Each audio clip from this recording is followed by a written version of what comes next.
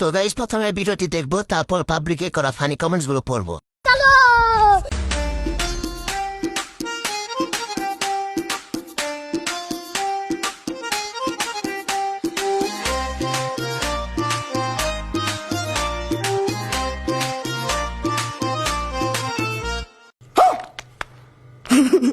तो चलिए शुरू करते हैं।